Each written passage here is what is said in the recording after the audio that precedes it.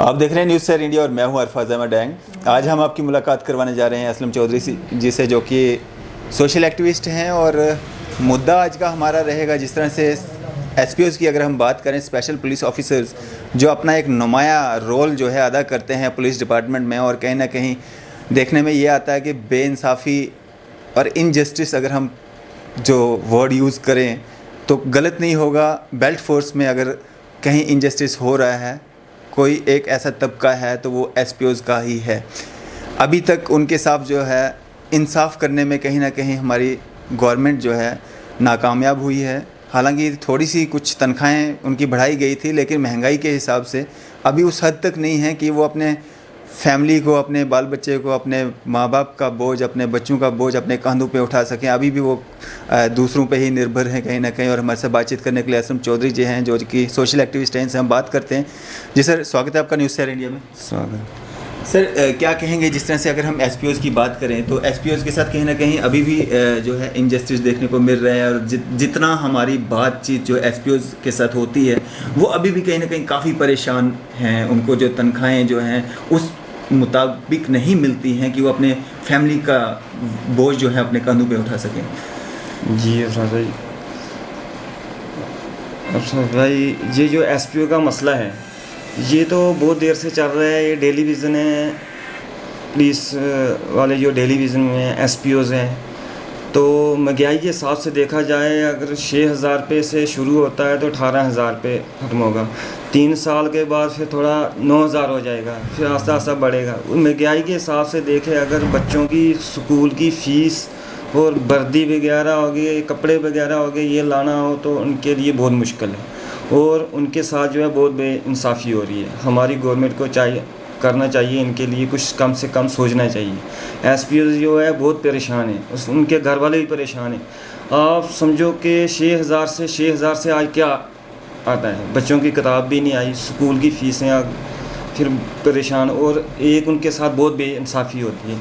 वो जो डिप्टी जो है वो 24 घंटे डिप्टी देते हैं, ये नहीं है कि डिप्टी भेजेंगे, 24 घंटे बेचारे डिप्टी भी देते हैं, सारा कुछ वो करते हैं। तो उनके साथ असलम जी, अगर बात करें हम बेल्ट फोर्सेस की, तो जहां हर डिपार्टमेंट में जब भी कोई हवलदार लगता है या कांस्टेबल लगता है तो उसकी मतलब जो है 40,000 से ऊपर की ही तनख्वाह रहती है। लेकिन ये एक जम्मू कश्मीर में जो एसपीओज़ लगाए गए थे पुलिस डिपार्टमेंट में, ये एक ऐसा तबका है जिनको ऑपरेशंस में सबसे आगे होते हैं, चौक चौराहों में सबसे आगे होते हैं, 24-24 घंटे इनकी ड्यूटी होती है, इसके अलावा ये और कोई काम भी नहीं कर सकते हैं। तो इनको जो है इतनी सर्विसेज लेने के बावजूद भी जो ये 6,000 या 9,000, 12,000, 18,000 जो दिया जाता है, तो कहीं ना कहीं इनजस्टिस हो रहा है इनके साथ। और जो एक पॉलिसी फ्रेम होनी चाहिए इनके लिए, जिसमें इनका फ्यूचर जो है इनको सिक्योर नज़र आए कि हमारा जो है 5 साल या 7 साल के बाद जो हम परमानेंट होंगे, ऐसा अभी तक कुछ भी नहीं हो पाया। तो क्या आपकी तरफ से क्या मांग रहेगी?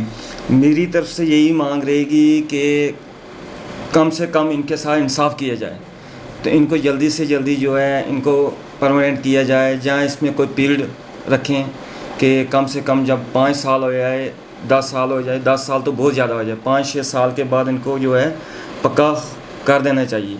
क्योंकि कम से कम इनकी तनख्वाह आ गई, अगर 18,000 से ही ये फ्री होकर घर जाएंगे, वापस जाएंगे, तो फिर क्या है, कुछ लेके मिल जाए, ना इनकी पेंशन है ना कुछ है, तो इनके साथ तो बहुत बेइंसाफ़ी हो रही है। मैं यही अपनी गवर्नमेंट से गुहार लगाता हूँ, कम से कम ये हमारे जो एसपीओ है, स्पेशल पुलिस फोर्स, ये बेचारे दिन रात ड्यूटी देते हैं, इनके साथ जो है इंसाफ किया जाए।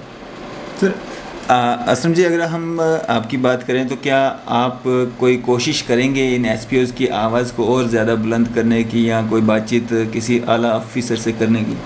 जी, मैं साथ हूँ इनके, जहाँ तक भी होगा अपने एसपीओज़ के साथ हूँ, करेंगे, हम भी कोशिश करेंगे। हमें सब लोगों को एकजुट होके, हमारे जितने भी है, अली करा है, जो बड़े अफसरान हैं, सब है, पब्लिक है, इनको सबको इनका साथ देना चाहिए, क्योंकि ये भी तो हमारे भाई है, ये कौन से बाहर से है। अगर ये हमारे देश की रक्षा कर रहे हैं, हर फोर्स में है, ये आगे होते हैं, कहीं भी ज़्यादा ड्यूटी दे रहे हैं अपनी, उनका भी तो हमें साथ देना ही है। तो मैं यही कहता हूँ कि हर एक बंदे को इनका साथ देना चाहिए, और गवर्नमेंट से भी अपील करता हूँ कि इनको जल्दी से जल्दी जो है इनके बारे में सोचा जाए, परमानेंट किया जाए। शुक्रिया सर हमारे साथ बातचीत करने के लिए। ये थे हमारे साथ असलम चौधरी जी, जो कि एक सोशल एक्टिविस्ट भी हैं और साथ ही साथ नायब सरपंच भी हैं नरवाल पंचायत के, और जिन्होंने एक इनिशिएटिव लिया है। जिस तरह से अगर हम एसपीओज़ की बात करें, एसपीओज़ को जो है 25-25 साल से जो एसपीओज़ सर्विसेज दे रहे हैं, और अभी तक जो है गवर्नमेंट एडमिनिस्ट्रेशन या सरकारें रही, कभी जो उनके बारे में कोई पॉलिसी फ्रेम अभी तक नहीं हो पाई है। अभी तक काफ़ी अफसोसनाक बात है कि अभी तक कोई पॉलिसी फ्रेम नहीं हो पाई है।